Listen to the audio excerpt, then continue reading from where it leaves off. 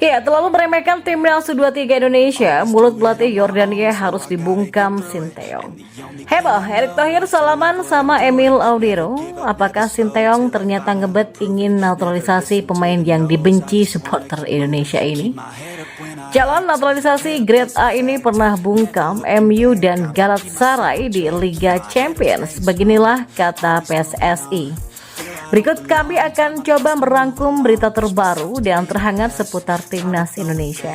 Simak kabar selengkapnya di kanal Berita Bola hanya untuk Anda.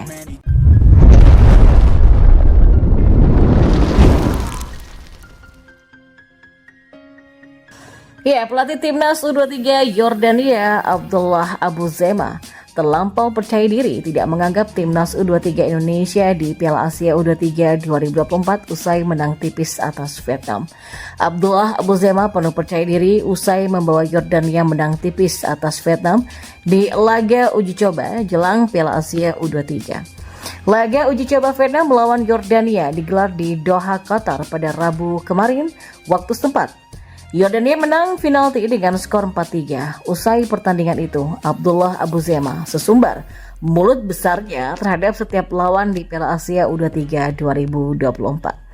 Skuad asuhan Abdullah Abu Zema tergabung di grup A bersama tuan rumah Qatar, Australia, dan timnas U23 Indonesia. Zema menegaskan bahwa tujuan Yordania di ajang ini adalah tampil di Olimpiade Paris 2024 dan mengaku benar-benar siap menerima tantangan setiap lawan. Meski begitu, Zema tidak sedikit pun memandang timnas U23 Indonesia sebagai lawan. Ia hanya mau berkomentar soal Qatar dan Australia.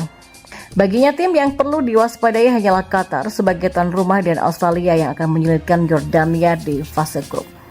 Setiap tim di grup ini punya motivasi tinggi yang akan mengarah pada pertandingan yang menegangkan dan tidak dapat diprediksi ya.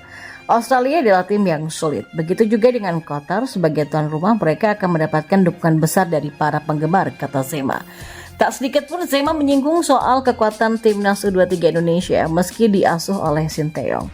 Dapat dipahami bahwa skuad Garuda Muda diremehkan di ajang yang baru kali ini bisa dapat diikuti sepanjang sejarah turnamen.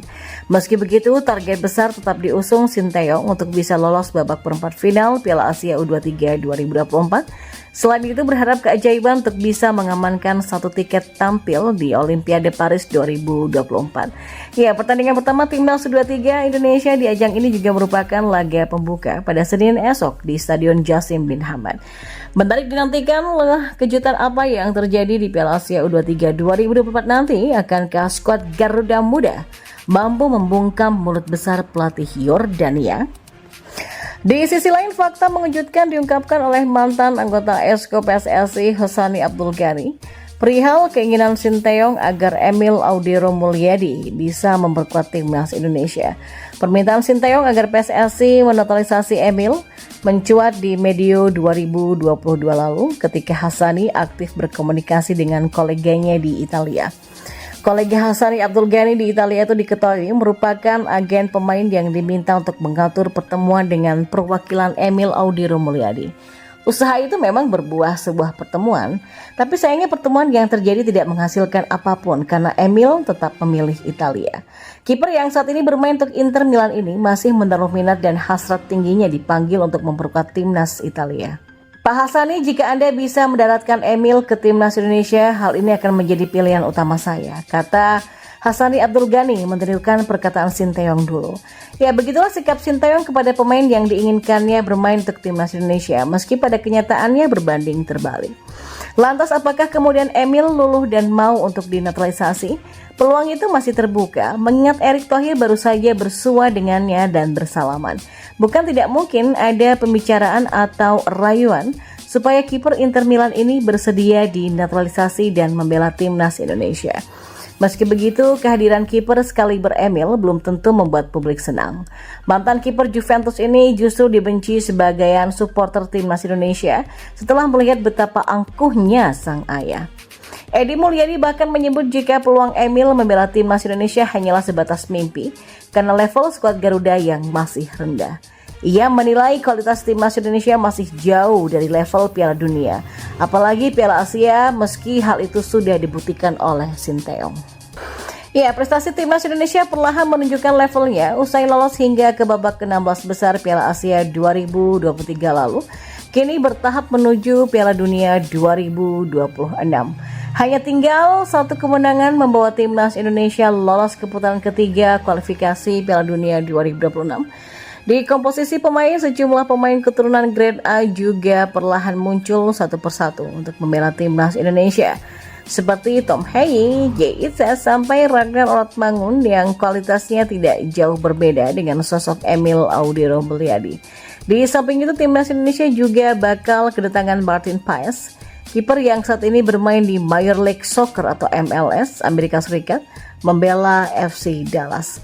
Pemain berdarah Indonesia ini menorehkan sejarah di Liga Champions pada musim 2023-2024. Namanya pernah dibicarakan oleh media saat menjegal dua tim besar langganan Liga Champions, ada MU yang gagal lolos dan juga Galatasaray.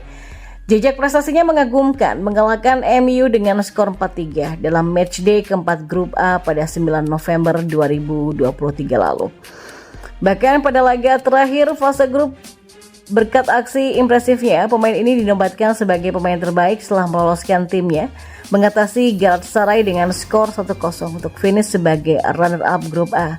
Pemain yang berposisi sebagai bek tengah dan bisa sebagai bek kiri dan bek sayap ini akhirnya dilirik oleh PSSI. Sang ketua umum PSSI Erick Thohir membuka peluang baginya untuk bergabung bersama timnas Indonesia. Pemain ini juga akhirnya sedikit menjawab teka-teki bakal siapa pemain buruan naturalisasi oleh Erick Thohir. Hingga saat ini timnas Indonesia masih mempersiapkan kedalaman skuad untuk kualifikasi Piala Dunia 2026 zona Asia, sebab peluang lolos round ketiga sangatlah terbuka lebar. Erick Thohir dan Sinteyong pun sepakat akan menambah lagi dua pemain untuk dinaturalisasi. Posisi terkuat ada di pemain penyerang dan barisan pertahanan. Awalnya namanya Michel Gers yang bermain di Eredivisie adalah buruannya. Pemain belakang muda 22 tahun itu makin moncer bersama FC20. Tapi kendala izin orang tua dari Michel Gers menjadi halangan bagi PSSI dalam memberikan jalan paspor Indonesia. Rupanya sang orang tua masih menginginkan Michel Gers agar bisa mendapatkan satu tempat di skuad The Orange. Erick Thohir belum bisa mengakuisisi sang pemain yang berdarah Manado itu. Dia adalah Kevin Dix Bakars-Bessi, pemain 27 tahun dari FC Copenhagen.